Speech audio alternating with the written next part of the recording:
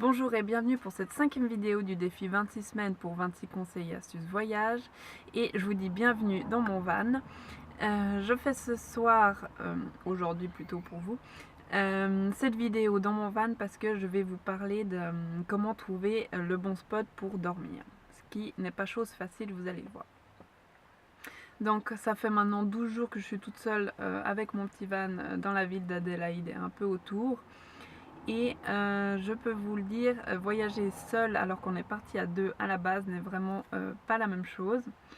C'est vraiment totalement une différence, c'est vraiment une expérience qui nous demande de nous surpasser, d'aller au-delà de nos peurs, de nos inquiétudes, nos angoisses et trouver des solutions par nous-mêmes que normalement quand on est deux, on partage en fait. Et y en a un qui va faire ça, un autre qui va faire ci, on va comparer, on va trouver des solutions à deux.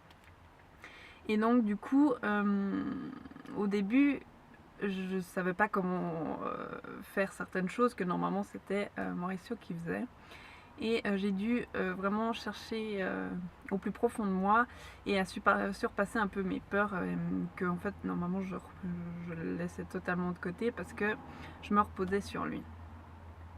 Mais du coup j'y ai travaillé et j'y arrive petit à petit, notamment sur un des points très importants ici en Australie, c'est trouver un endroit pour dormir.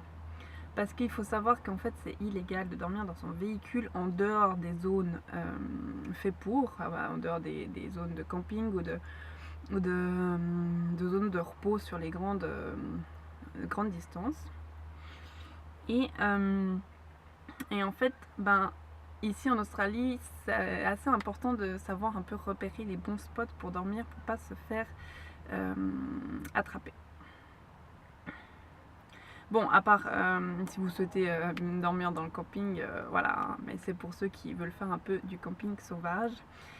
Et ceux qui sont pas au milieu de nulle part où il n'y a personne. Donc c'est vraiment des conseils qui vont s'appliquer à ceux qui veulent faire du camping un peu sauvage dans des villes ou dans des agglomérations où il y a quand même un peu de mouvement. Donc en fait, depuis le début, il faut que je résume un peu, c'était toujours Mauricio qui cherchait en fait les spots.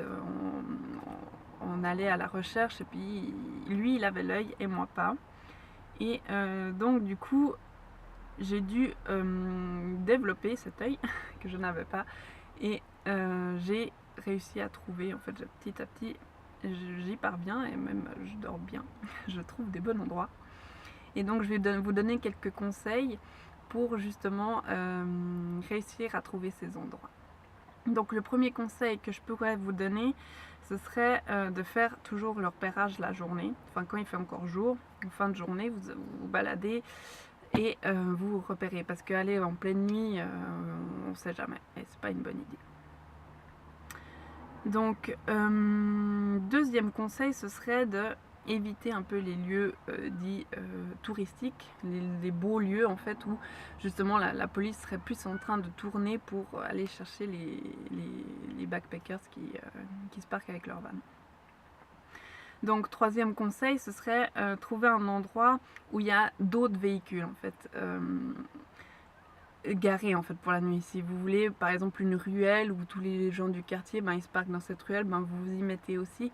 Comme ça vous fondez un petit peu plus dans la masse, parce que si vous êtes au milieu de nulle part, forcément les gens ils vont voir un véhicule, ils vont se dire en plus il ressemble à un van, il y a forcément quelqu'un dedans qui dort. Donc voilà. Quatrième conseil, ce serait de si vous voulez dormir dans un parking de parc, parce que moi je le fais souvent ici parce qu'il y a des bons parcs avec des parkings en fait un peu reculés, pas collés à la route, donc un peu cachés par des arbres ou quoi que ce soit. Et en fait voilà, donc comme ça vous pouvez parquer votre véhicule, vous êtes peut-être seul sur le parking, mais au moins vous êtes caché loin des routes et la police normalement va pas passer par là.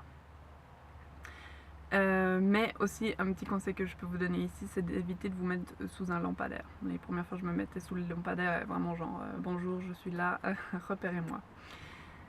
Donc évitez ça. Mettez-vous dans un coin un peu plus sombre du parking. Cinquième conseil, ce serait de regarder en fait autour de votre spot où vous jugez bon, s'il n'y a pas des poubelles ou des containers, vous savez, pour mettre les habits à recycler et tout, parce que ce serait des endroits où les gens viennent fouiller toute la nuit et faire beaucoup de bruit, et vous pouvez vous inquiéter de votre véhicule en fait, s'il ne va pas arriver quelque chose. Et surtout ne pas dormir parce que ça fait beaucoup de bruit. Donc en gros, il faudrait parquer en fait votre véhicule comme si c'était un véhicule en fait normal, une voiture que vous utilisez à la journée, voilà. Sixième conseil, ce serait faut pas hésiter en fait à parquer son véhicule dans un endroit qui pourrait justement sembler un peu inapproprié. Par exemple, vous avez une ruelle avec une route un peu en pente, légèrement en pente, pas trop parce qu'après vous allez tomber ou je sais pas quoi, mais parquez-y, parquez votre véhicule là, comme ça les gens ils disent qu'est-ce qu'il ira dormir là. Moi je me mets des fois, vous savez, avant le trottoir, il y a des fois un peu un rebord comme ça, c'est parfait. Et septième et dernier conseil, ce serait de sortir un peu du centre-ville. Si vous êtes dans une grande ville, allez dans les petites banlieues alentours. Et puis le matin, vous pouvez toujours voilà, vous reparquer quand vous vous levez au centre-ville. Mais dormez toujours un peu en dehors, c'est toujours mieux. Donc voilà, avec mes 7 conseils, j'espère que maintenant vous saurez repérer le bon spot pour dormir et comme ça vous pourrez dormir sereinement. C'était tout pour aujourd'hui, je vous dis à bientôt et à la semaine prochaine pour une nouvelle vidéo. Bye bye!